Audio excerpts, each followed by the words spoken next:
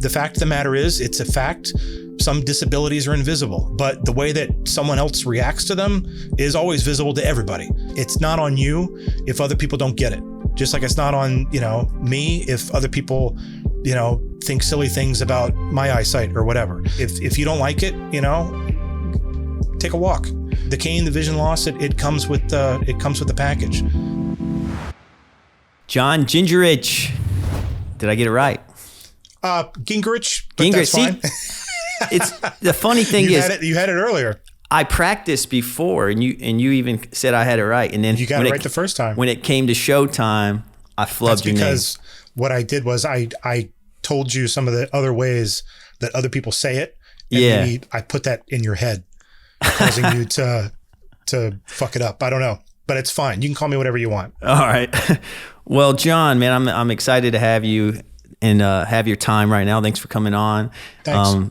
I guess the way we should start this thing is I want to start with just prefacing that you wrote an article in The Guardian that was released in The Guardian, I guess, that went kind of semi-viral, and it was about you writing your first book, because you're an author, and you kept retinitis pigmentosa and legal blindness a secret, and I absolutely love the article. Thanks. And so I just want to throw that out there as like, that's the hook, I guess, to get people interested, But before we kind of backtrack and talk about your book, the first book you put out and the process behind it, your journey with being diagnosed with RP, becoming legally blind, there's a lot to talk about here. I just want to get everyone up to speed and familiar with you. So if you wouldn't mind, giving everyone a quick little introduction. Oh, wow. Okay.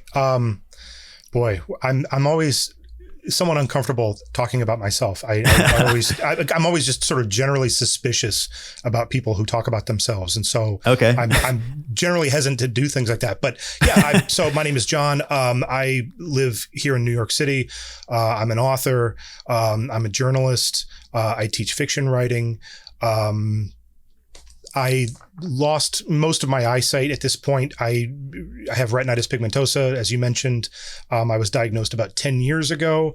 I'm down to, we'll just say a couple degrees at this point, less than 10 degrees. I don't really know what else to say at this point. I'll sort of. No, that's a great intro. There.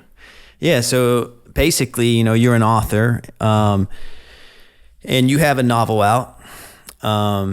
And the article that I want to dive into, it's titled, and I'm going to have to reference my sheet here, but it's titled, How I Wrote My First Novel While Going Blind and Kept It a Secret.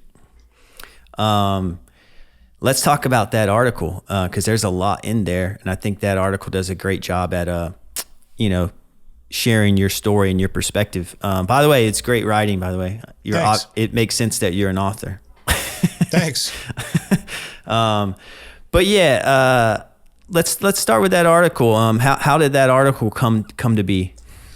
Really, it was just kind of a fit of desperation. I mean, you've got RP too, so maybe you know what it feels like to just, that there's no cure. That's not something we like to hear. And for me, when I first found out that I had it, it didn't really mean a whole lot for me because I still had most of my peripheral vision at that point. There were some problems. I was night blind and I'd been occasionally bumping into things and people and stuff like that, but it hadn't yet become what it is now. So it's like if someone tells you that, the air in this room is going to disappear, the oxygen is going to be depleted from this room. Maybe it's not top of mind at the very beginning, but they say, at X date, the oxygen is going to be completely gone from this room. Maybe it's not top of mind at first, and maybe you don't even believe them. Yeah. But all of a sudden, one day you notice the air in the room starts to get thin, and then you just start to panic. And that's kind of what happened with me, where I spent all these years just sort of ignoring it. And then right around the time that COVID hit, coincidentally enough, things got really bad. And then I realized that, this is actually really happening and I really hate it. And when there's no cure for this sort of thing. So there was this attendant sense of helplessness, and I didn't know what to do. And I guess I pathologically turned to the only thing that I'm good at, which is writing, because I'm terrible at everything else. So I just thought, I just want to put some of these thoughts down on paper. And I just kind of knocked out this article. I wrote it pretty quickly. Yeah. Which is sort of unusual for me because I'm just naturally a very slow writer, but I knocked it out really quickly. And I think that's just because, the energy was there. The material was there. It was something I was thinking about all the time. And I wrote it and sent it to the Guardian. They took it. And then, the rest is history, basically. Yeah, it's a great article. And by the way, I'll have a link in the description for everyone to click on and check it out and read it. Make sure to read it. It's very well written and very insightful. And the way you wrote about vision loss and retinitis pigmentosa really struck a chord with me, and it felt very relatable. Yeah. And it was put in a very elegant way, which it normally isn't, So I appreciate it. Yeah. So yeah, let's start with, you talked about learning you had RP, because it goes two different ways for people. Like myself, I was diagnosed when I was 12. Really? Yeah, but it was like I wasn't experiencing that much symptoms of it. It was basically my mom has RP, so the doctors just wanted to kind of keep a look on my eyes to see if I inherited it. So they ran some tests when I was around 12, and that's when they detected it. But I didn't start really facing vision loss until, maybe early 20s, and it's been kind of slowly, declining. I think I'm around like the 40 degrees of vision, so I still have quite a bit left. I'll be 33 this year. So do you see an ophthalmologist? Yes, I do. Okay. And you have the Goldman visual field test? And I've done it. The Goldman I used to do, I'm from North Carolina. Okay. And I used to go to this university where they had a really great retinal specialist and all this, and they had all these tests. So here in New York City, I've gone to a retinal specialist, but they have the field vision test, but it's like an electronic version. You know what I'm talking about? And it's not like the gold standard where where you're clicking the button and it's like more like, apparently that's the gold standard. So here's the funny thing. The one the one I go to, and maybe I could send you my doctor's info, he still does that, the old fashioned one. The one where please do. You put your head in the bowl. I like the new one. I did the electronic one at the Lighthouse Guild a couple months ago, and I actually prefer that one. Okay. The old school one, the one that you're talking about, that's what they still have down at the Eye and Ear Infirmary on 14th Street in Union Square. And that's where I go. And yeah, it's really archaic. You like stick your head in a bowl, and you press the clicker, and it was very weird because I did that test when I was young, like 12, when they took me in, and then I had to do it periodically as they would check my vision. I would go yearly for like a check-in, So I had to do the test, and then they would also do like ERGs and take pictures of inside of my retinas and all that. And there was one test they did that really helped them pick up on my RP when I was that young. It was like they dilated my eyes and they made me sit in the dark for like, I think between 30 minutes, it could have been an hour, but in just pitch black. And then they did these really bright flashes of photography into my eyes and saw how they reacted to the light. I think that might be, was that the OCT scan? It might have been. I hate that test. I fucking hate that test. But they connect it to your eye. They put something in your eye. Oh, yeah? The one that I did, it was like they had it had wires attached to it. Okay, I've never done that. I have never done that one before. Yeah. I've done the one where they dilate you and they give you what's called an OCT scan, which it looks like you're watching the movie Tron from 1982, where it's like constant scanning of light. Yeah, I've had that too. They blast you right in the eye with that fucking blue light. Yeah. Yeah, it's terrible. I absolutely hate it. Yeah, I've had that test too, yeah. I'm triggered by this place because every time I go there, I cringe at I just have this sort of Pavlovian response about the fact that I got to be strapped in this chair and do this test again. I hate it. I think that's part of the reason I haven't been in a while. Like I found a retinal specialist and I went in, I did the electronic test, and the doctor, I say doctor because for some reason I always trip up when I say ophthalmologist. Or is it ophthalmologist or is it optometrist? Sometimes I mix those two words up, you know? Yeah, the doctor would be an ophthalmologist. Yeah. An optometrist, that's a tricky one. And Yeah. I don't want to say anything wrong. You know, show up on a split screen at some like vision trade group forum somewhere. But, you know, I don't know if optometrists, are they doctors or not? I'm not sure. I don't know. I know an ophthalmologist definitely is. They have an MD. Yeah. Do optometrists? I don't know. Sure. I'm not sure about that. That's what, yeah. I'm like you. I just kind of avoid it. I just say my eye doctor. Yeah. There you go. So, but I did that electronic test, and he said that it was around the between 30 and 40, somewhere in there. Okay. But it's like, in a weird way, I feel like that's not accurate. I feel like I see more than that. Yeah. So I don't know what's what at this point. But I'm gonna keep a check on it. But yeah, I'd love if you send me your info to your place, because I would like to get an old school test done and just put a number to my vision, you know? Yeah. And he's an old school guy. He's a really great doctor. I like him a lot, actually. Yeah. I'll switch over. Okay. He's been really helpful. Cool. That's great. But yeah, I think, you know, like I was going back, it's like I said, there's two different versions. It's like you either are kind of aware that RP is coming for you, or it just kind of blindsides you one day. And I'm the one with the mom who has RP, so it's being looked for and it's being held accountable for and all that. And how is her vision?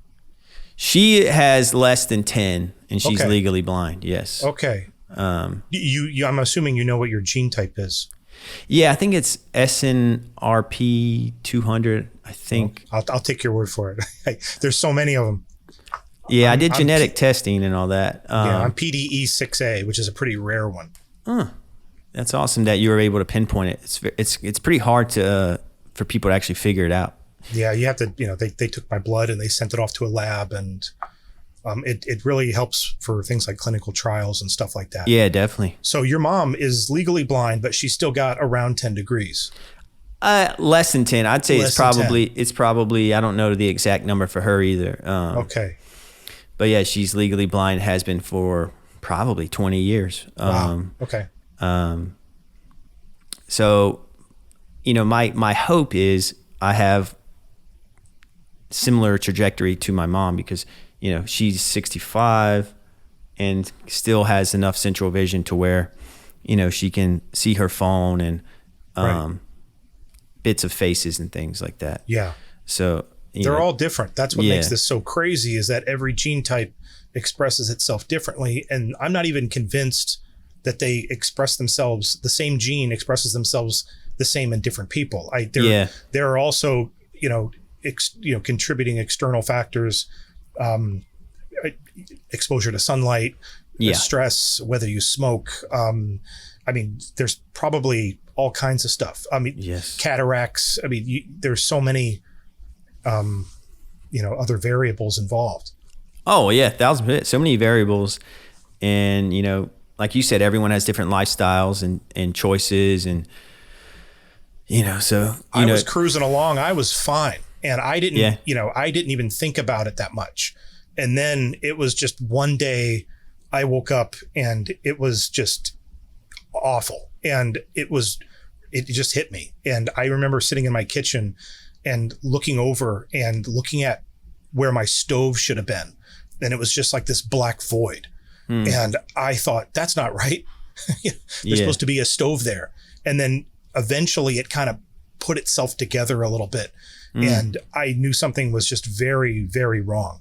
And things really progressed at that point. For me, I was just moving along at a steady keel, and then I noticed something was really off, and then the decline for me was just very quick. Yeah, that's really interesting, because I'm like most people with RP, I try to predict the future, you know. So, you know, as someone who's not in the legally blind category yet, I'm always like, when is it going to happen? You know, is it going to be a slow decline, or is it going to be like these stories I hear about and the people I interview and talk to who say it kind of happened quickly? But yeah, it sounds like, you know, what I'm picking up is you're very knowledgeable now. You seem to know all about, you know, about genes, you know, about all these factors that go into it. But at some Kinda point, had to, yeah, you know, I just desperation. It was the same thing with the article. I didn't know anything about blindness, or, you know, I know quite a bit about retinal diseases now, and I would never have expected that just a few years ago. Yeah. So basically it's like you said, it's kind of mandatory. You were diagnosed, but you notice some irregularities in your vision, and then I guess you went to an ophthalmologist. Yeah. And eye doctor. Yeah. And I remember in the article, it was like you wrote about how the doctor asked you, do you know you have retinitis pigmentosa? Mm-hmm. And was that your first time hearing those two words? Yeah. Yeah. And it was crazy because that was just a regular run of the mill eye exam for glasses. Yeah. And I had no idea what she was talking about. And then she asked me if I was night blind. And I was like, well, you know, as a matter of fact, I've always been night blind. Yeah. And all of a sudden it was just things started putting themselves together. The clues started huddling together at that point. All these things that seemed so strange to me my entire life, all of a sudden there was a component of clarity to them because of what she had said. I didn't know anything was particularly wrong with me. I just thought I was really clumsy. I also knew that I couldn't see in the dark and other people could. So when I was a kid, I'd be at a friend's house and I would be spending the night, and, you know, we'd be laying in bed, and then he would say, you know, you see that thing on my shelf. And I would think, what are you talking about? How can you even see that? I didn't know other people could see in the dark. And I finally realized they could. And by the time I was a teenager, it was just this sort of this running joke where, oh, he can't see in the dark. I just thought it was this weird idiosyncratic thing. I didn't know that there was anything else to it. And as I said, my eyesight started doing funny things by the time I got into my 30s. And that's when I went to this routine exam. And how old were you? When I was diagnosed with it? Yes. I had just gotten married. So I was 35. Okay. Yeah. And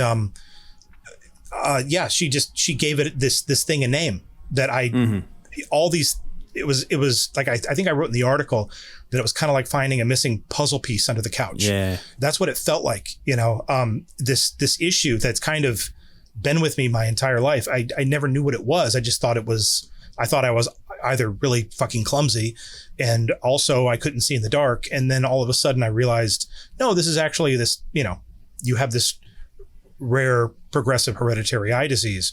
And apparently it was in this long tail period of stasis.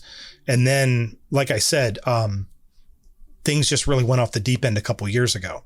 Mm-hmm. But at least I knew what it was. You know, I think there are a lot of people out there who are just blindsided by it. Yeah. And, you know, and some people don't even go to an ophthalmologist. They just live with it. And, you know, a lot of it, you know, has to do with the privileges of living in a first world country as well, where you have access to healthcare and, you know, medical facilities and things like that, which are things that, you know, we take for granted that some people just don't have access to. Oh, definitely. Yeah. I think we should all be for anyone who has RP and knows that they have RP, they should feel thankful that they know that they know it. Yeah. Silver lining. Yeah. It's a weird thing to be thankful for, but yeah, you know. So when you were diagnosed, were you considered legally blind, or did that happen at another time? That happened later. That happened, like I said, I let it go for a while, and I just, you know, I guess I was still immature. I was pretty immature about it. You know, my sister has it too. Okay. And she's 3 years My sister does too. Oh yeah. Okay. My sister's 3 years younger than me. So, I'm kind of like the canary in the coal mine. Like, I'm what happens to me, is unfortunately probably going to happen to her in 3 years' time. So, I'm the kind of like family lab rat where, she gets to see how things are for me, and then she can take a pretty good prediction how things are going to be for her down the road. But when so when we found out about it, so I used to play music, and I played in, a series of bands. And years ago, my sister lives in Chicago. Years ago, the band I was in, we were touring and we played in Chicago, and my sister and her husband went to the show. And after the show, I'm watching my brother-in-law guide my sister through this dark club, holding her hand. And I thought, that's so weird, because that's what like my girlfriend at the time would have to do with me. And I just asked her about it. I'm like, what's up with that? She's like, yeah, I can't see in the dark. I'm like, that's really weird. I can't either. But, after a couple of years of this, we put it together, what had happened, this optometry, exam that I'd done. And so she did the same. She found out, okay, I've also got retinitis pigmentosa, but she was much more responsible about it, which totally is on brand for her and for me. She was just much more responsible about it. And she actually sought out an ophthalmologist first, and she found out the gene type first, and yada, yada. She did all kinds of legwork that I hadn't yet done. And I just let it go for a number of years. And then, like I said, right around the time of the pandemic, things got really bad. And it got to the point where, I was afraid to leave the house. Of course, there was COVID happening too, but it was just this added component of agoraphobia, which is really just something I had to get over. And I wasn't using a cane or anything at that point. So I just, just leaving the house became, just really, awful. And I finally went to an eye doctor, an ophthalmologist, and he confirmed that I have it, and he took my blood and we sent it off. Of course, it's the same gene type my sister has. And that's when I realized, he said, your peripheral vision is basically gone. Not only do you have RP, but it's gone. You are down to, 10 degrees, your central vision, and that's it. Everything else has been wiped out. Which was once that happened, it was just, I couldn't be in denial anymore at that point. I sort of, I lived in this blissful denial for probably about 6 years. About 6 years from when I found out I had this thing called retinitis pigmentosa until things went really quickly downhill. And once that set in, it was just, it really hit me in a lot of ways. It's, when you find out you're disabled, it's, again, I had a 6-year period where I could ignore it and pretend. And maybe that's just the way my brain works, where, I could, as long as it wasn't affecting me in the immediate term, I didn't have to worry about it. But then once it did begin to start affecting me on a day-to-day basis, and just started, posing a lot of problems in my life, then, things really, it was just, it was a huge adjustment. I didn't want to buy a cane like a lot of people. The cane is a huge turning point, because it's official at that point. When you're walking around outdoors with a cane, you can't pretend. You're no longer pretending, and I wanted to hold on to that and stay in pretend mode as long as I could, for reasons that I think are, somewhat understandable. It's a lot to come to grips with, and, depression, anxiety, all of that stuff. It hits really hard, and, a lot of drinking, just a lot of anxiety issues, which I've always had anxiety issues, but they really, it brings it out for sure. Oh God. It really became a different beast at that point. Yeah. I've read, a number of books on anxiety, and it's kind of actually a fascinating thing. But this one book that I read talks about anxiety being a habit. That's something that happens in what's called the orbital frontal cortex in the prefrontal cortex of the brain. And anyway, no need to get into that. I'm not a neuroscientist, but it's it does feel like that. It feels like a loop, And so anyway, long story short, I think a lot of people stay in that zone. They stay in that mode where it's either, okay, I'm not going to go out. I'm going to stay inside. I'm going to drink a bunch and I'm just going to be a wreck, and each to his or her own, but there's just, that's just no way to live. So, I think I had to wallow in that for a while, and I guess looking back in hindsight, it was sort of a serendipitous thing that COVID was going on because there was this convenient cover, nobody's going out, nobody's socializing. So it wasn't, I had some. I remember liking that during COVID. I was like, oh, I don't have to worry about going out. Yeah. And that's a weird thing. And then my friends started, we started socializing again and friends started reaching out to me. And then, I had to kind of let them in on this little thing. Mm-hmm. And I got really lucky. I've got great friends. So it was one of those things where, I like music a lot. And, when COVID stopped or stopped, whatever you want to call it, when we started opening back up, things like shows would happen again. And a friend of mine would reach out to me and say, hey, you want to go see this show? And I haven't seen you in 2 years, and I'd be like, okay, I'll go with you to the show, but I need to talk to you about something. I can't see anymore. And so I need you to hold my hand at the show because I still wasn't using a cane at this point. And I guess I have friends that are, they're, at this point in your life, I have to say with something like disability, you really find out who the ride or die motherfuckers are, But by the time that, I'm in my 40s. So by the time you reach your 40s, generally speaking, the friends that you have are usually the ones that have lasted the test of time. So, you're in your 20s, friends kind of come and go, at least in my experience. By the time you're in your 40s, your friends, you're not making a lot of new friends.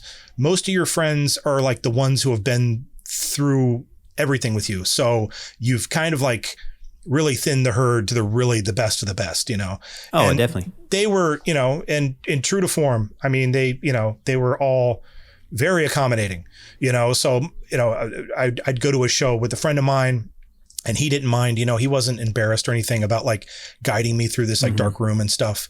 But then I eventually had to go ahead and graduate and get the cane, which is another matter entirely. But COVID made it sort of, I got this like kind of weird, almost kind of like padding period, there was like this quiet zone where I didn't have to, I could, in hindsight, it was beneficial for me because I could sit and contemplate how I was going to, and process all this stuff. And I didn't have to, nobody had to catch me, or catch me off guard. I'd had more time to think about everything by the time that we were all ready to hang out and see each other again. Yeah, I had similar experience with COVID where it's when I started this podcast and truly started kind of diving into exploring, what this life's going to be like by, reaching out and talking to people like yourself. And I remember getting invitations and, kind of feeling for the first time social anxiety. I've always had some anxiety. I definitely deal with anxiety. I would consider myself an anxious person. But RP has made me have social anxiety because it's not that like, if I'm to toot my own horn, I feel like I have great social skills.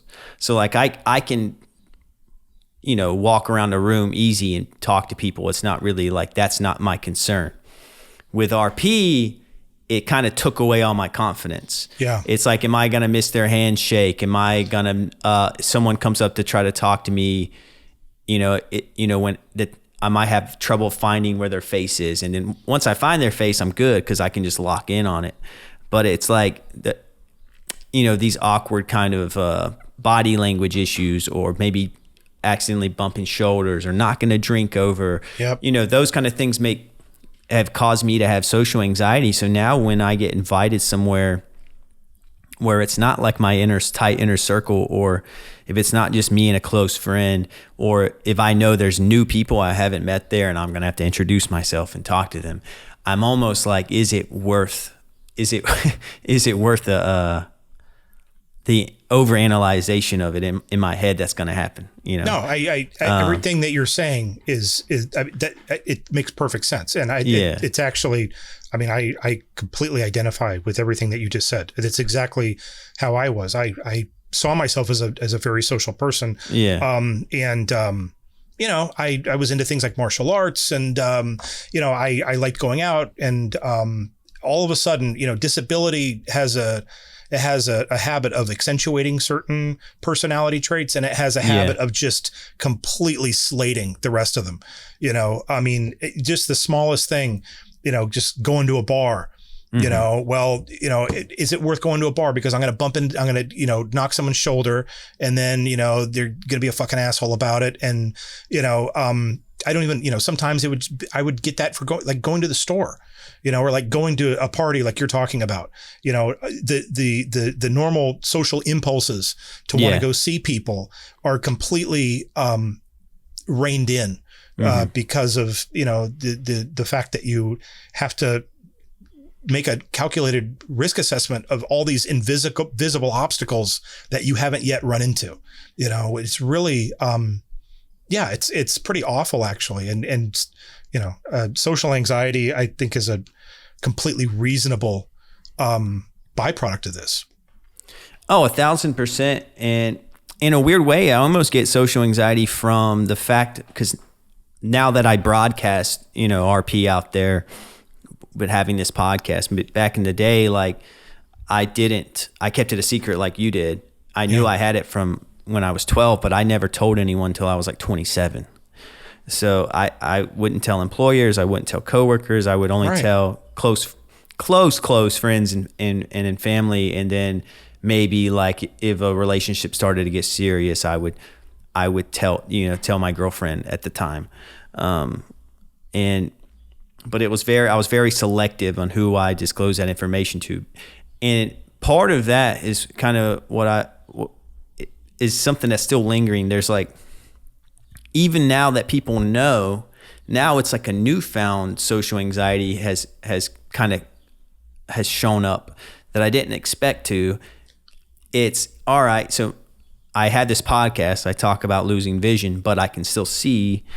And so now when I'm out with my friends, I'm like, I'm in my head thinking, do they think that I'm overreacting to my circumstances? Do they think I'm exaggerating my vision loss? Do they think, and it creates this weird kind of inner turmoil where it's like, all right, if I play this smooth and I walk slower, and let's say I have a good night with no hiccups, no shoulder checks, no spilt drinks, are they going to be like, oh, Lance, he's fine. He's fine.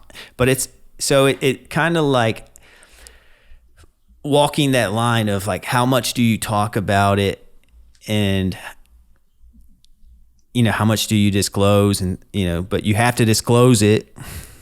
But then once you disclose it, you're in your head about what are they thinking, that it's real or not. I think your thoughts on this are like a photocopy of mine. Like I couldn't identify more with what you're saying. Those were the same thoughts that were swimming with me, this entire time, the 6 or 7 years in the interim, and then especially the last 3 years or so, ever since things really got bad. When you start talking to people about this sort of thing, they honestly, it's kind of a litmus test for who's a good friend and who's not.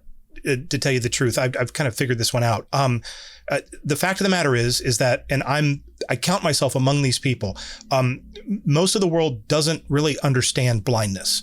They have a very pedestrian and frankly incorrect view on what blindness means. The fact is blindness exists on a spectrum.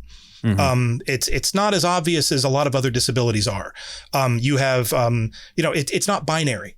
You have just with the retinal diseases alone, you've got retinitis pigmentosa, Stall's-Gard's, Leber's, Usher syndrome. Yeah. I mean, you can have retinal strokes like Frank Bruni from the New York Times. Yeah. There's a wide variety of different types of blindness that can afflict you. And I read a statistic once that only about 7% of blind people are actually completely blind. Yeah. Most blind people can see something. But again, most people on the street don't know that. Yeah. And they don't want to change their mind. It kind of they don't, and that's what's frustrating about it. And if they want to be ignorant, that's on them. I mean, I was in the exact same position as you. And from the very beginning, I would have a lot of friends of mine who would ask me questions, and which makes perfect sense, right? Yeah. What do you mean you're going blind? And that's another can of worms in itself, which is probably like, it's okay if someone who I know says it, but one of the most infuriating and idiotic things someone could say is, you don't look blind. Oh, as if, I don't know if you've heard that one before, but I don't know what that means. I always say, well, you don't look fucking stupid, but here we are. It's what is blind supposed to look like? It doesn't even make any sense. They have this idea in their head that blindness is a complete just blackness. Yeah. And that's just not how it is. I've got less than 10 degrees of central vision left. And the 10 degrees that I do have on top of that, it's blurry. And I've got that issue where it's like fireworks all the time, I do too. I have the strobes, the flashes. Yeah, the strobes. Pretty much constantly, honestly. Yeah. A lot of people call them fireworks. And for me, strobe is the more accurate way of, for me, they remind me of like ambulance lights, and from the way it was explained to me by a neuroscientist, she told me that basically that, you have these neurons, which are nerve cells, and the way they communicate with each other is with neurotransmitters. Okay. And the neurotransmitters, they carry signals from one neuron to the next. And basically what she said is, so when the cells get the signal, they fire. And she said that when the cells start dying, when these neurons start dying, the neurotransmitters, they basically start leaking out of the neurons, kind of like how a wound would leak blood. Yeah. She said that the neurons are leaking neurotransmitters. So basically what you have with the flashes, with the fireworks or the strobes what you were saying, is that you have all these neurotransmitters that are floating around your retina, and they're just spontaneously making cells fire off. That makes sense. That's how the it was explained to me by a neuroscientist. Again, because there's definitely like a pacing to it, right? There's almost like a pacing, like where you could put a metronome to it almost, It's like a rave in your head all the time. Yeah. It drives me crazy. I hate it. I wear sunglasses most of the time. Obviously I'm not right now, but I have my sunglasses are right there, and I'm constantly wearing them because it's the only time I get to turn them off. And again, if to go back to, to what I was saying a minute ago, if it makes perfect sense that a regular sighted person doesn't understand that. Yeah. And a good person, a nominally social person, a normal person would ask, oh, what's that about? And then you can educate them and you can tell them. And then now we have an opportunity for a teachable moment here where they learn something. Yes. But you're always going to have in a civil society, you're always going to have a couple fucking idiots running around, and probably more than a couple, and they're going to say, really stupid things, or they're going to think really stupid things. I remember recently I was, walking with a cane down the street, and, this drunk woman said to me, you're using a cane and wearing glasses. It doesn't even make sense, so obviously, I had to commend her for, that's one I haven't heard. She's, well, clearly this woman is, in addition to being a late stage alcoholic, she's able to moonlight as an ophthalmologist. It's remarkable. I don't know how, someone gets that breadth of knowledge, and at the same time is a fucking in the gutter drunk. But, what you have to do is, I guess what I'm saying with all this is that,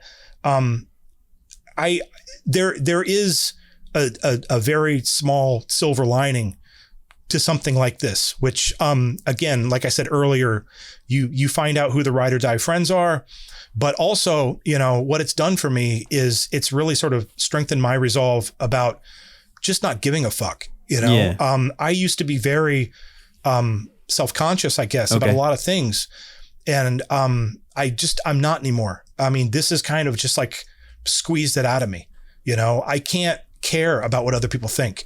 If someone on the street doesn't understand what blindness is, that's on them. If they're ignorant about that subject, just like how they're ignorant about any other subject, that's on them. And that's not my fault. If a friend of yours, for whatever silly reason, doesn't believe that you're telling them the truth when you tell them about your vision loss, that's kind of on them. That's got nothing to do with you. And I struggled with exactly what you were talking about for a very long time. And the good thing about the cane is like an avatar. The cane is like, fuck you. The cane is you just don't care anymore. The cane is this weird kind of metal that you get when you get over that hump where I just don't care. If, the fact of the matter is, it's a fact. Some disabilities are invisible, but the way that someone else reacts to them is always visible to everybody. So, it's not on you if other people don't get it. Just like it's not on, me if other people, think silly things about my eyesight or whatever, and the, another, the silver lining to all this is that, I now have a very sort of narrow berth for what I'll tolerate from other people, which I didn't before, if you don't like it, take a walk. The cane, the vision loss, it comes with the package. Sure. If that's not for you, or for whatever strange reason you think I'm faking it, hit the fucking highway. I don't care. This is an odd, weird kind of blessing in a way, because I wasn't like that before. I was much nicer before this stuff happened. Yeah, well, I feel like it hard, like RP and disabilities kind of harden you, because you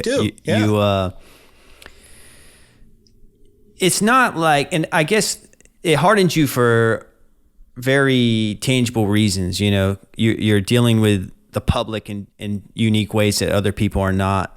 You really do broadcast, with a cane, you're visually impaired, blind, and you're going to have people interact with you. It's almost like an open invitation, for maybe someone to ask you a question. So then, maybe without the cane, people wouldn't notice you, but the cane makes you noticeable. And then therefore, you kind of have to get used to eyes on you. Yeah. And I just, in a weird way, I'm sorry to interrupt you, but you just reminded me of something when what you had said.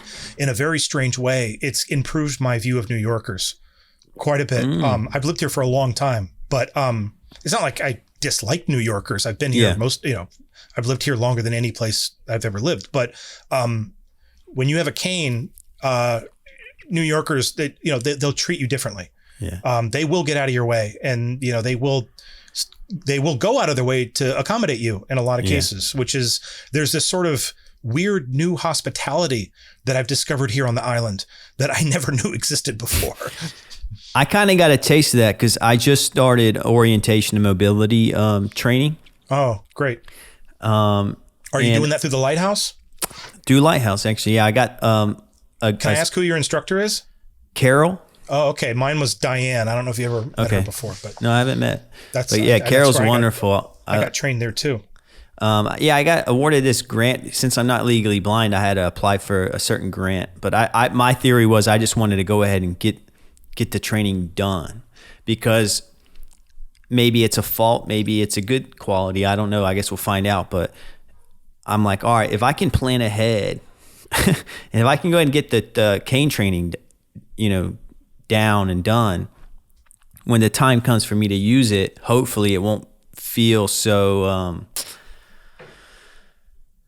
just won't feel new. It's kind of like exposure therapy, it's like I have the cane on my TV stand, so my wife sees it, I see it every day, and it's just, I'm gonna get used to seeing a cane, And that way, when it starts to kind of poke its head around more when I need to use it, it's not going to feel unfamiliar. I'm just kind of trying to make the cane more familiar, and I'm trying to learn the ropes of technique and all that, just so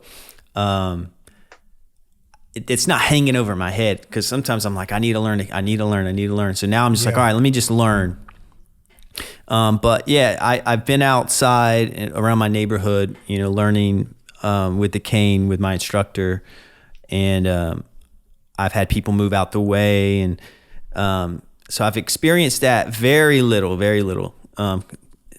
But I even talked to my instructor, and she was like, you got to remember that, you in your head, you think that everyone's staring at you, but in reality, they don't care. They're just trying to get from point A to point B. They got all this stuff going on in their life. And also it's to your point, it's New York City. There's so many people, they haven't seen it. It's not like you're the first person they've seen with a white cane, walking around. So it's kind of like, I think maybe some people were looking at me because I was getting taught how to use a cane, which is probably something pretty rare to see. But tomorrow morning at 9 a.m. we're going down into the subway. So wish me luck. Yeah, I remember doing that. I remember doing that during the O&M training. I think it's great that you're doing it now. I mean, that is the best way to do it. It is absolutely the best way to do it, because better that you learn it now than, if and when things progress, and it's going to be more challenging for you. So I think you're doing the right thing. Yeah, that's, we also, we have to be a little thankful about the fact that you and I, we live in easily the most user-friendly city in the country for people with disabilities. We've got the subway. We can go to work and have some semblance of a pretty normal life. My life is exactly the same as it was before. It hasn't changed a bit.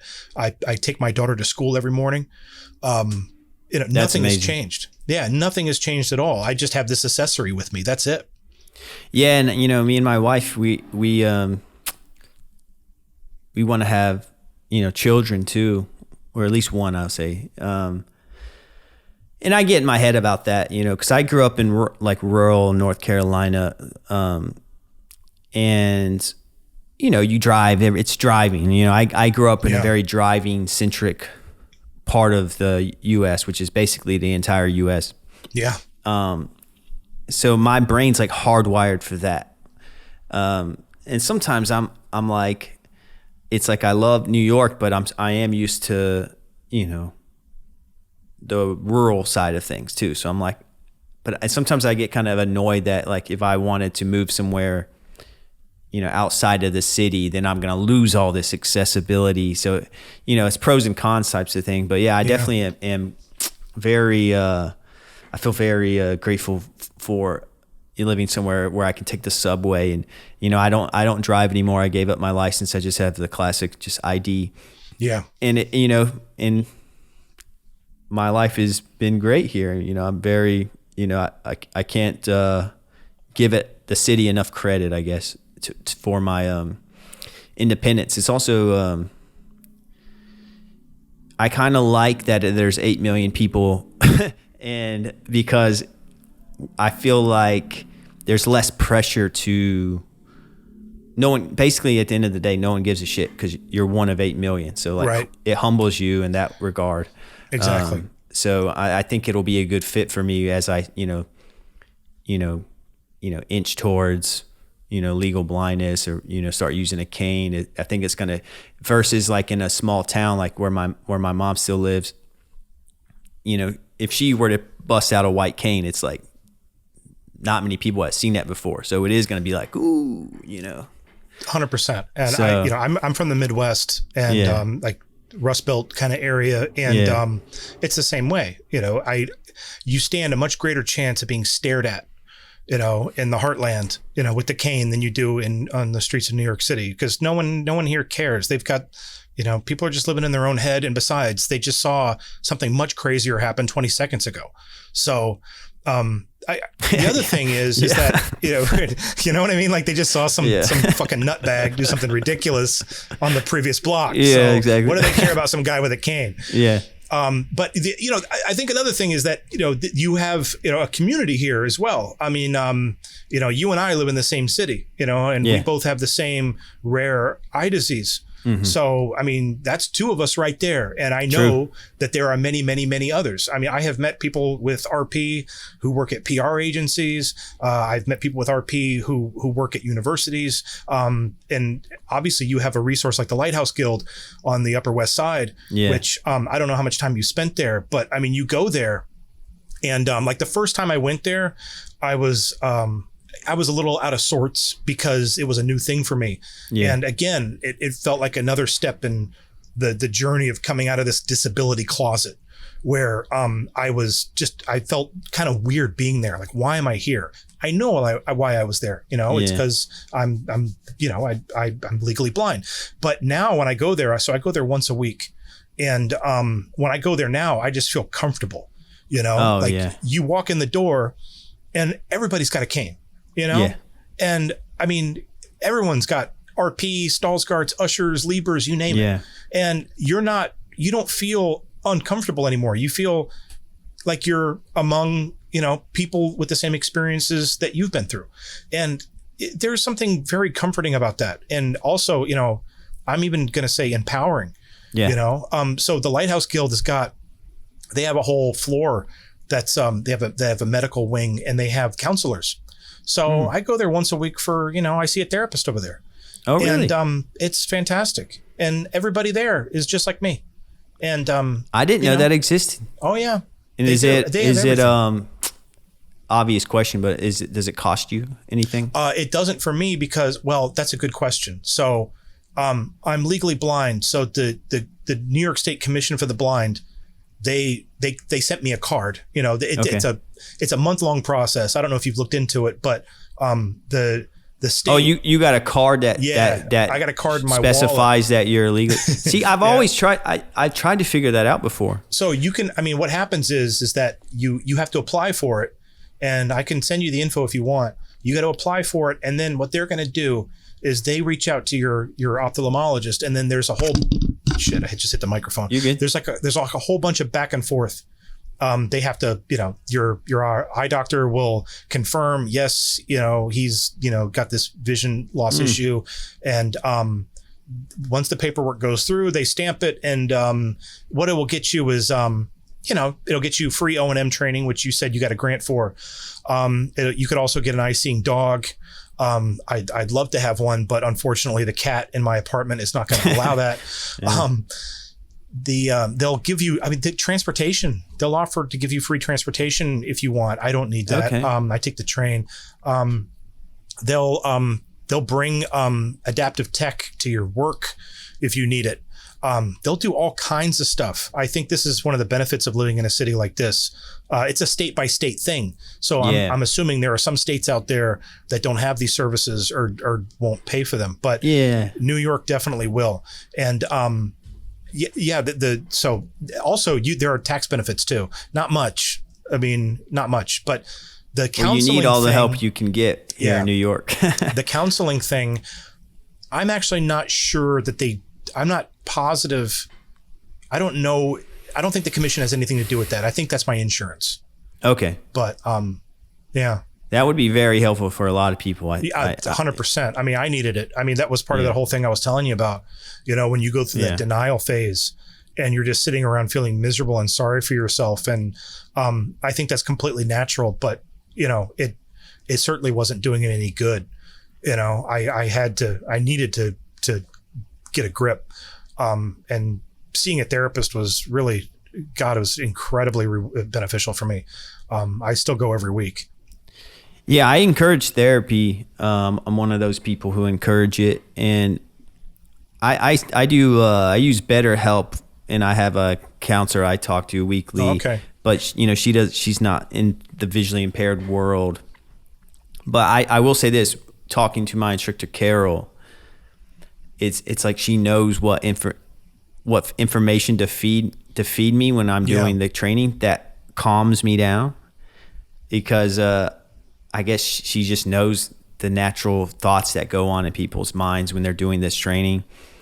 And it seems like I could really benefit from someone with inside information on vision loss to kind of talk through the things that I'm thinking about and how I analyze it. Because sometimes I feel like even, if I talk to a friend, if I talk, to even my therapist, since they don't have RP, they're not going through it. It's like, there's only so much you're going to be able to help me with. And I get more from my podcast and talking to people like you than I do than anything else when it comes to processing this. It's kind of why I do this. Because it's like, again, I'm trying to plan ahead. So what better way than by talking to people who are already there? For me, it's the same thing as like listening to a great song, or reading an author whose work you really love, and you read something that they've written, and it just really sort of like, speaks to you, blows your hair back. And the reason why you've had that moment is because ultimately what's happening is you realize you're not alone. You know, that's what makes a great song. That's what makes great writing. That's what makes great art, is the implication that you're not alone. And so, when you talk to someone who's been through the same thing that you've been through, it's almost like you're sharing a language that other people just aren't going to understand. And again, I mean, I'm going to say that's, not only is it gratifying, but it's empowering. You don't feel like you're going crazy anymore. Someone else has been through the same thing that you've been through. And it's comforting to hear those words repeated. Just like when you were talking about your experiences with your friends and whether they're going to understand it or not. I mean, that is like a fucking mimeograph of what I was experiencing when I was doing this stuff. Yeah, you had a good quote in the article that we talking about, the Guardian article, where you said, you wrote, "Who hasn't felt ashamed of something that wasn't their fault?" And that resonated with me because it's like, it's a weird feeling. It's like, I never really thought of it as shame, but it is that in a way where it usually it's involved. Like if I was on a deserted island, I probably wouldn't feel shame about my vision loss. But, with human nature, it's like, I've attached, I'm in the same, lifeboat with my wife. We're doing this life thing together. So sometimes, it's like that shame can kind of be felt as if like I'm gonna sink the boat, or I'm gonna be an anchor on the boat, and I'm gonna be a wind that steers us off course, and and it's like, and it has nothing to do with me. It's out of my control. It's not my personality. It's not my actions. It's not my choices, but just the fact that it's a physical part of my body or whatever. It's just like she has to, quote unquote, deal with it now. You know, and she's never made me feel bad or anything. I don't. It's just the way I feel. It's actually, I totally get that. I mean, it's the same thing with me in my house. I mean, the fact of the matter is that, your wife, and my wife, they are affected by this disability. I mean, this affects them too. And it, there are certain adaptations and changes that you have to make in your house to deal with it. And a lot of times it's really small scheduling things. But like in my house, I can't drive, obviously. I used to drive, but I can't drive anymore. So, my wife is doing the driving. She's driving to the grocery store to get the groceries and stuff like that.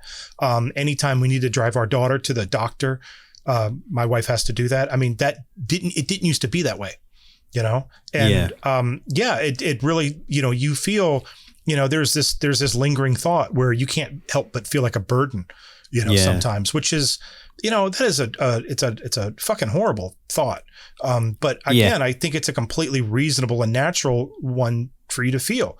And I've done an episode on that word. I really, it's like, I say it's like my Voldemort. I don't like to say the word burden, but it's I think it's because I grew up where I would hear that word in relation to my mom, and she would feel like that, or my dad would describe describe her as that sometimes, and it really just like made me feel like, oh well, as a I'm going to be a burden one day, and I'm basically, I think that's what I'm trying to work through, and I've had a lot of success, but I'm basically trying to rewire my brain to not think that way. But I think some damage has been done there, and I'm just trying to repair it and to view myself in a different light, and to trust my wife when she says I'm not, or when she says it's fine or she's okay with it, to actually trust her versus think that she's just bullshitting me, Yeah. It's like, because you just always feel a little bit insecure about how other people view you, and, in that regard. Yeah, I totally get it. It's just, I completely identify with what you're saying. You can never ever know what somebody else is thinking unless you ask them, and then they give you an honest response. Right. But the fact of the matter is that, and this is something I just had to learn, just dealing with my own personal anxiety issues, is that, your thoughts are not factual statements of the world. Your thoughts are influenced by your feelings, your perceptions on how you saw things, your emotional state at the time, and the fact of the matter is that I'll bet you everything your wife doesn't think you're a burden.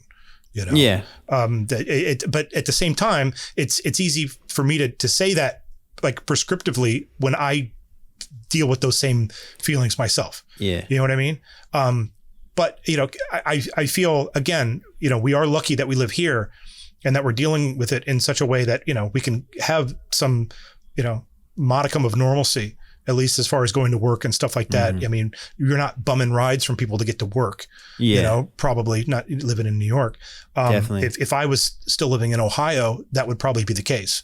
But, it's a different beast, when you're relying on, drivers versus it's just a whole different animal. I think I struggle with those feelings all the time, what you're talking about. I have to kind of remind myself that I've surrounded myself with good people, at this point in my life, and that, again, these feelings and these thoughts are completely normal, and they happen in the course of dealing with what you and I have had put on our shoulders. But the fact of the matter is that, again, our random thoughts that we have throughout our day, they're not necessarily factual statements about how things really are. They're completely reasonable feelings that come in. But, once, you sort of analyze them for what they are, this is what they talk about, like with, what they call mindfulness, mindfulness techniques. You just sort of take a look at your thoughts, and you put yourself in the present moment, and you say, okay, this thought came in. It's like a visitor. It's like a dark cloud that came over me. That thought is not me. That thought is something outside of me. It came over me. It did its thing. Yeah. That's just the way my brain works sometimes. And now the cloud is going to carry on. The storm is going to go somewhere else. And I'm going to go about my day, because I know for a fact that my wife doesn't think that way about me. And, I'm doing what I can. And, stuff like that. Yeah, it's like sometimes I think of RP as like, it's like this devil on your shoulder whispering these messages in your ear, Totally. And you gotta be like, stop. 100%. I think I always dealt with anxiety issues my entire life. Looking back, now that I know more about anxiety and I know what it is, I can look back on things that happened to me 20 years ago where I had these anxiety issues, but RP took the volume knob and just like cranked it up to 10, or 11. 11. That's right. Did a Spinal Tap number on it. Yeah. Yeah. And you got to, I also, and I've talked about this. I had another couple on. I had my wife on beside me, and then I had another couple on, Andy Ogg, actually the same guy. He's a great guy. He's the one who sent me your article. Oh, okay. And I had him and his wife on, and he kind of was blindsided by RP, and now has essentially almost lost all his vision. So his wife, not only did he have to learn to adapt, like his wife had to learn to adapt, and it was all kind of at the same time, and and they had some great points about just reminding you got to remember what else you bring to the table. That's just one thing, right. RP is just one piece of the puzzle,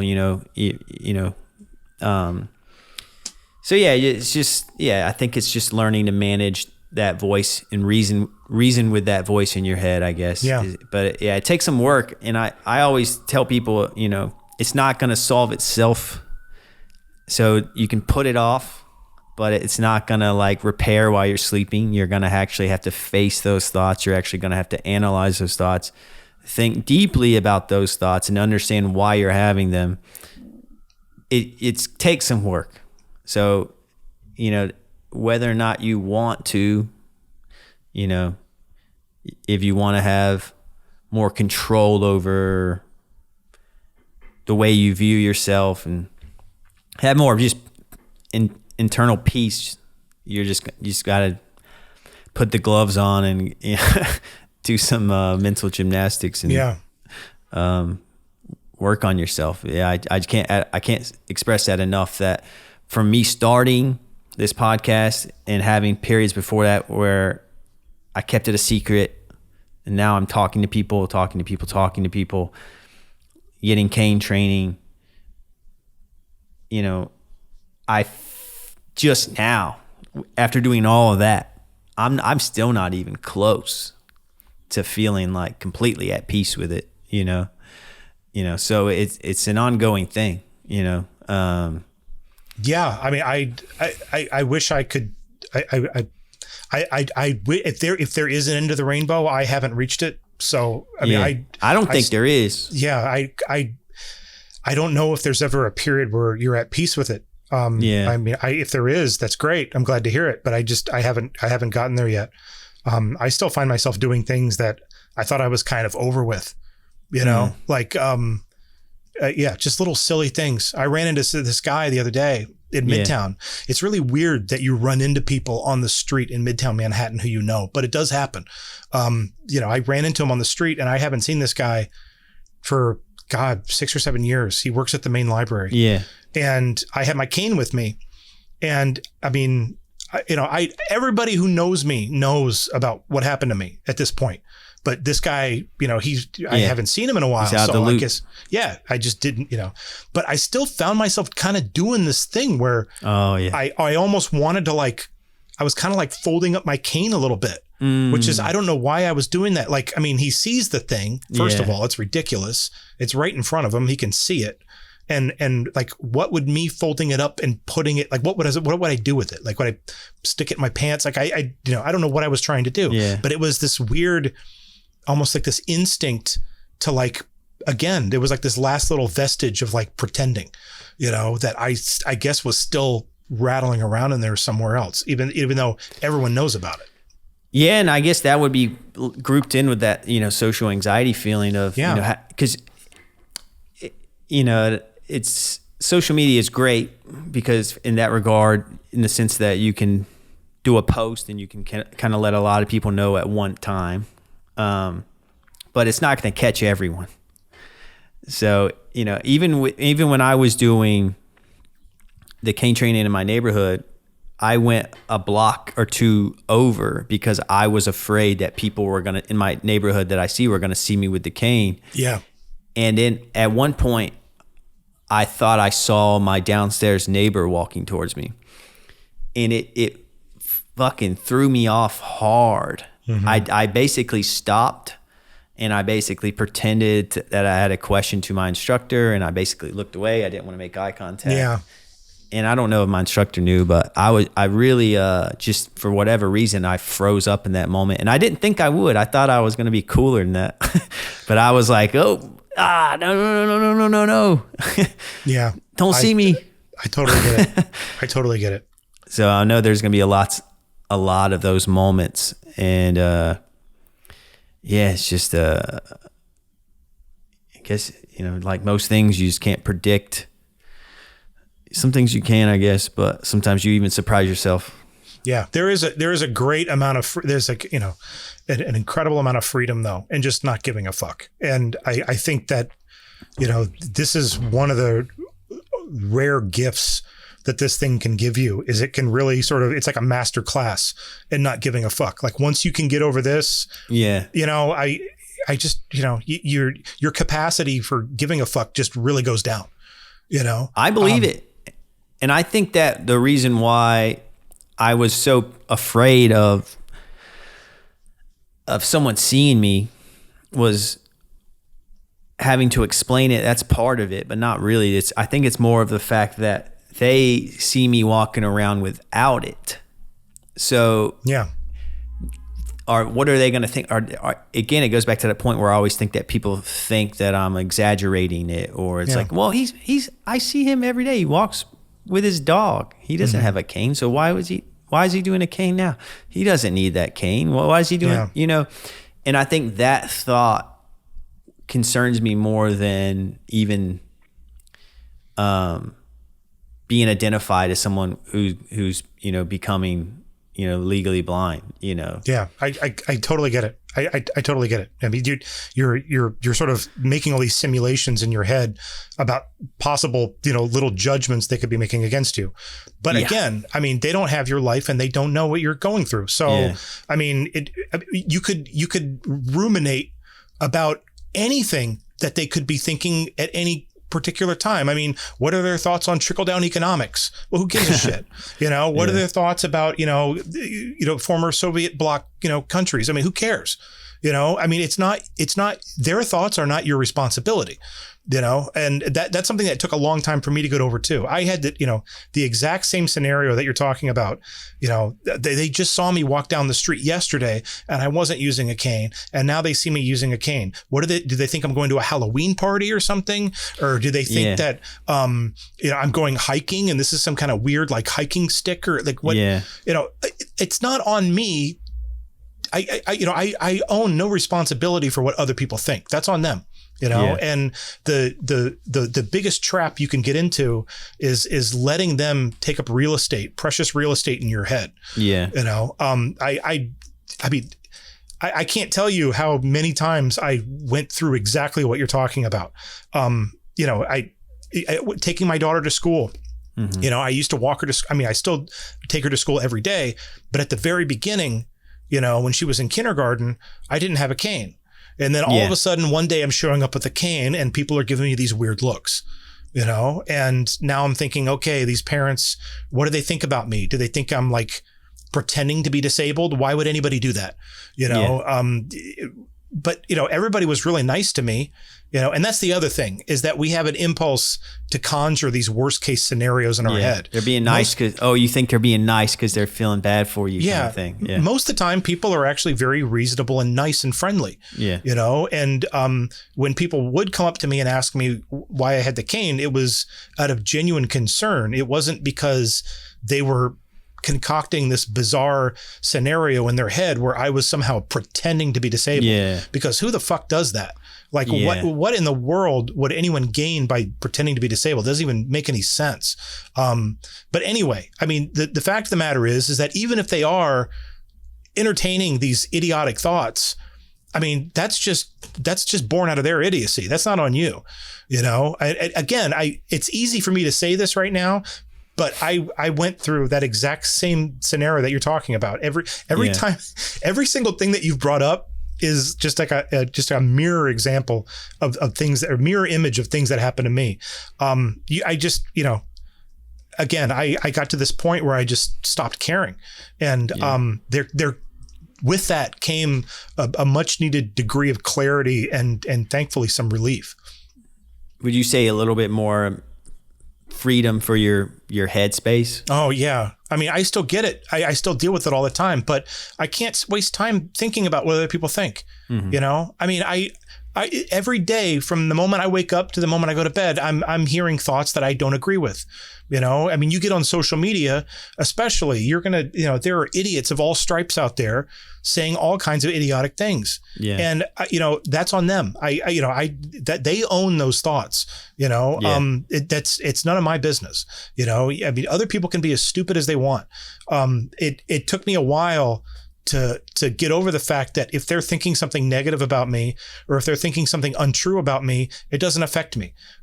It also has the added benefit for me of what they think is not true. It's like if someone called me a Mormon, or if someone called me, an Amish or something. Well, I'm not a Mormon and I'm not Amish. So how can I, why would I waste any time thinking about that? That's a great point. That's a great point. And, I think I have a natural tendency to be a kind of a people pleaser. So it's hard for me. I'm kind of non-confrontational, and I think I just got to learn and get better about, being more just, to myself and to others. And, it's not easy. And, the dumbest thing is that I'm talking about this right now like I'm some kind of master at it, and I'm not. I'm just as susceptible to these thoughts as you are. I deal with them all the time. You get, I'll give you one that's really popular for me. I get on the train, I got my cane with me, and then I pull out my phone to put on some music. Yeah. And then I'm looking at my phone, even though it is pretty close to my face because I can't see very well. I have my phone really close to me, and somebody will look over and they'll notice that I can see. Yeah. Not that I can see like they can see. Yeah. But I can see a little bit of something, and of course you start ruminating. Oh, that person thinks what? Well, if they think that I'm pretending, whatever, I don't know that guy. It's an idiotic thing for him to think. What would I gain by going into the New York City subway station with a cane and pretending to be blind in front of people? What would that get me? I mean, in this city, half the time it won't even get you a free seat because people aren't as they're not as I guess as gracious as they are in other parts of the country, maybe. Yeah. So what would it get me? Just take their thought, or like their hypothetical thought, what you think they're thinking, and then put it into motion for a second, and then just try to play it out. It's absurd. It'd be like watching a Fellini film. It doesn't even make any sense. What would I get from doing this? I mean, I'm not getting any dates doing this. You know what I mean? It's not like, people aren't running up to me and go, oh my God, a blind guy. This is, it's ridiculous. So what do they think I get out of doing this? And it just, the whole thing starts to fall apart. The structure of it starts to fall apart once you kind of map it out like that. The fact of the matter is, that person probably thinks, oh, he has some vision problems, but he can probably see something. That's what the person's probably thinking. And if they're thinking, oh, he's faking it, well, then they're really dumb. There's nothing you can do about stupid people. Yeah. It's not your responsibility to fix stupid people. Yeah. And another point my O&M instructor brought up was, even if they are focused on you, once, give it a couple of seconds and they're already on to the next thought in their head. It's sure. Like I said, there's another crazy person like a block away who is going to arrest their thoughts from that moment on. So yeah, it's a beast to wrap your mind around, and since it changes and it doesn't stay stable, you kind of have to have an ongoing. It's a never-ending kind of readjustment, and and then also you have to deal with other people adjusting to your adjustments, and sometimes it just some days you have a good one. Like I hear the phrase "good RP day." Some days you kind of forget you have it, and then some days it's like you definitely know you have it because more instances happen where your brain's just kind of sitting in your. Hey, you have RP. Yeah, I've had a lot of those lately. My eyesight has just been horrendous lately. It's been absolutely awful. But occasionally I will get I'll get like a good window in sometimes where, I do writing work. So I'm always writing something, and it's, I think I maybe chose the wrong vocation because it obviously requires my eyesight. But, I'll get man, I'm a video editor, so. Oh, wow. I don't know what we would have done. I don't know what jobs are out there that we could, what we could do. But I mean, actually, we could still probably do exactly what we're doing now. I mean, I'm gonna ride the wave till I can't. Is what I told everyone. So I mean, there are some. It sounds like a strange thing to say, but this is probably the best time in history to suffer from visual impairment. I mean, there's some of the technology that's out there is just fantastic. I mean, it's going to keep getting better too. They will. I was really very concerned about what it was going to do for me in writing and whether I'd still be able to write. I can still write, for right now, I have to blow the text up really big, and I have I've got like this bay of fluorescent lights that runs over my computer. Okay. I got a keyboard that I've had since 2006. My muscle memory is really good on it. Yeah. But you got these speech recognition programs like JAWS and Dragon. Yeah. The Macs, which I like to use, they automatically come with voiceover features. The fact is that, chances are we'll be able to keep doing what we're doing. Yeah.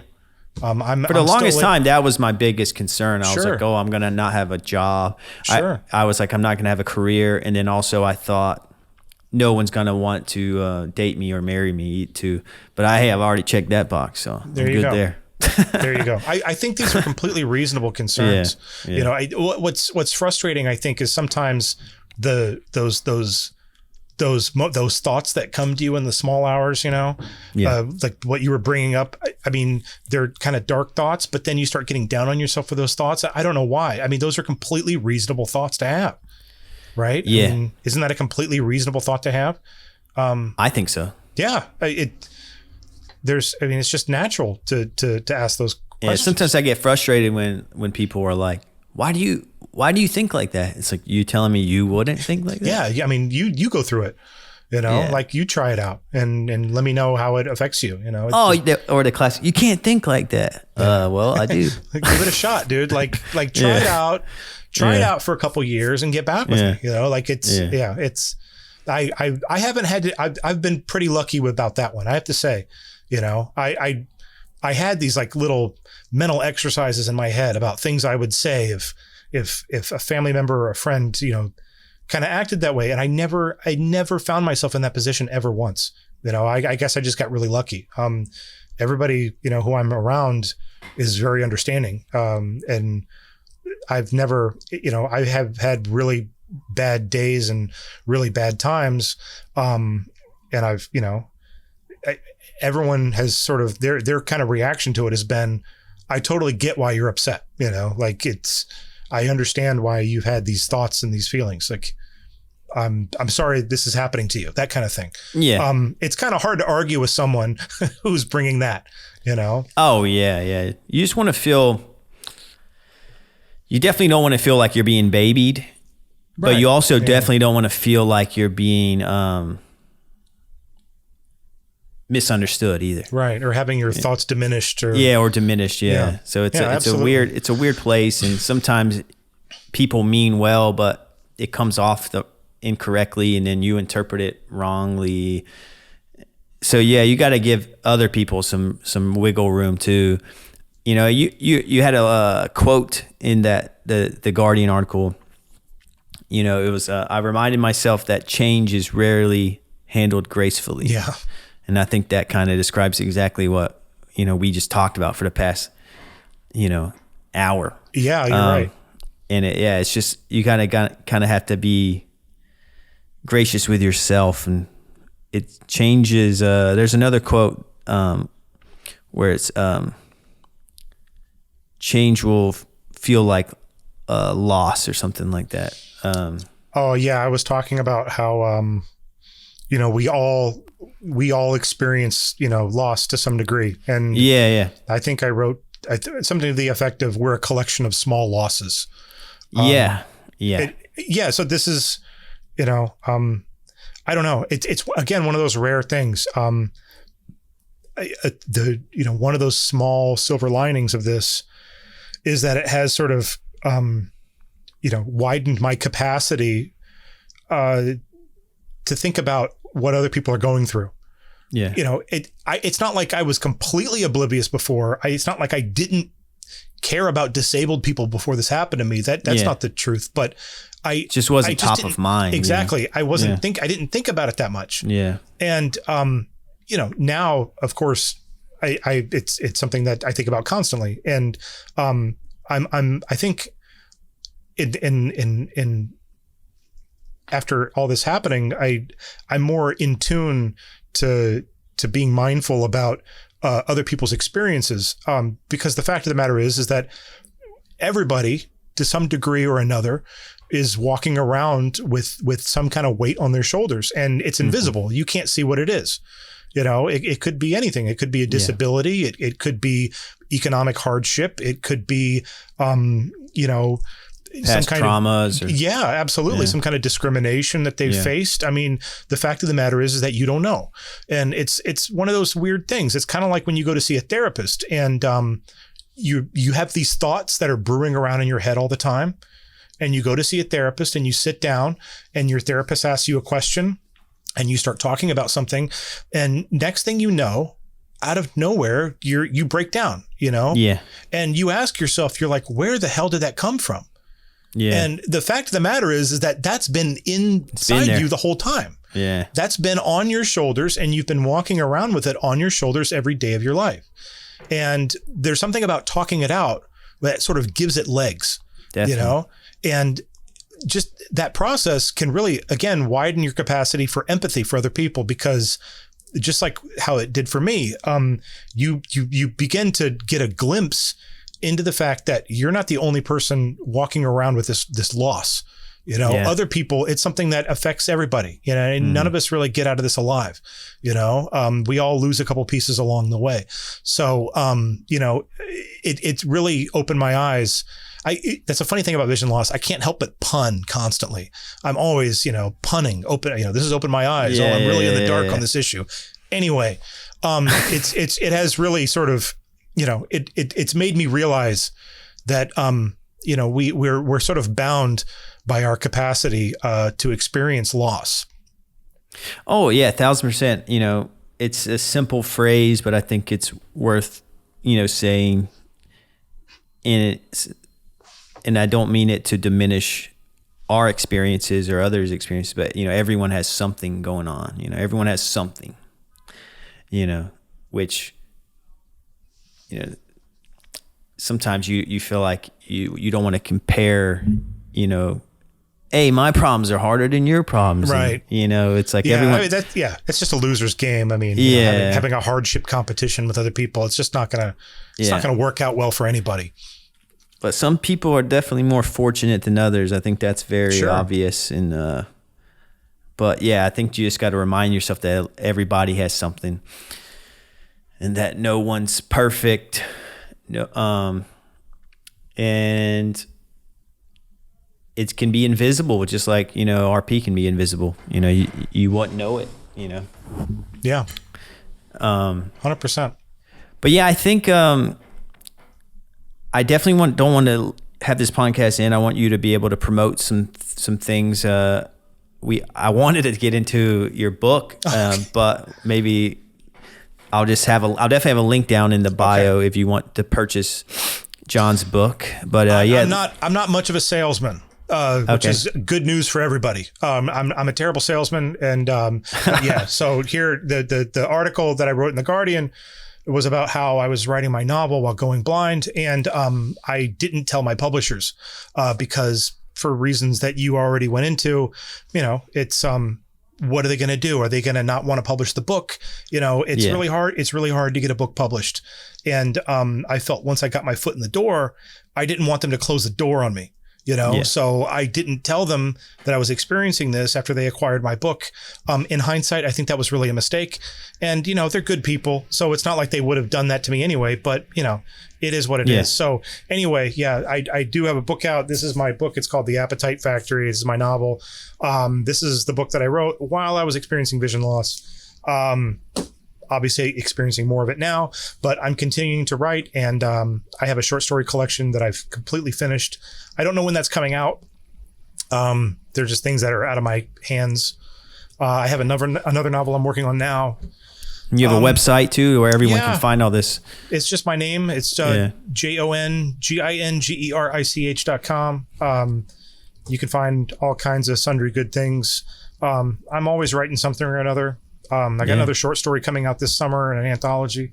Awesome. So yeah, just doing what I'm doing, and I'm ending my sales pitch right there. Well, that was a great sales pitch. It was to the point.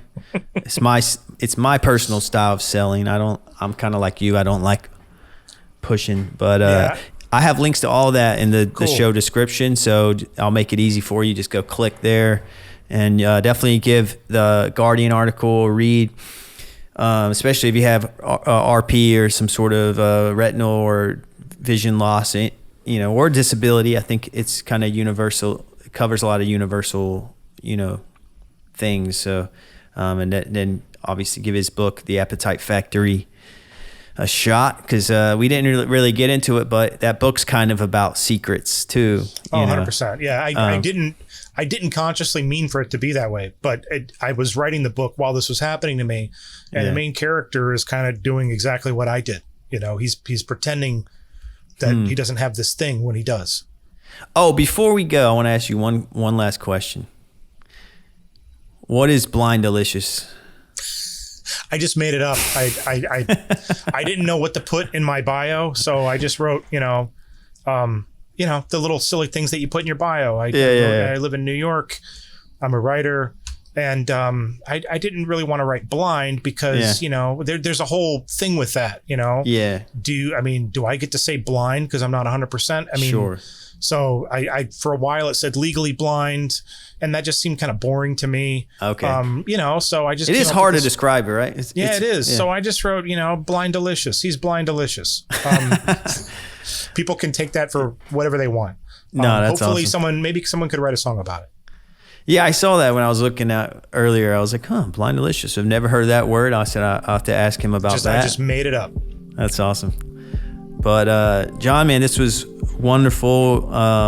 Glad, thankful for your time that you took to sit here and talk with me, and I learned a lot from you.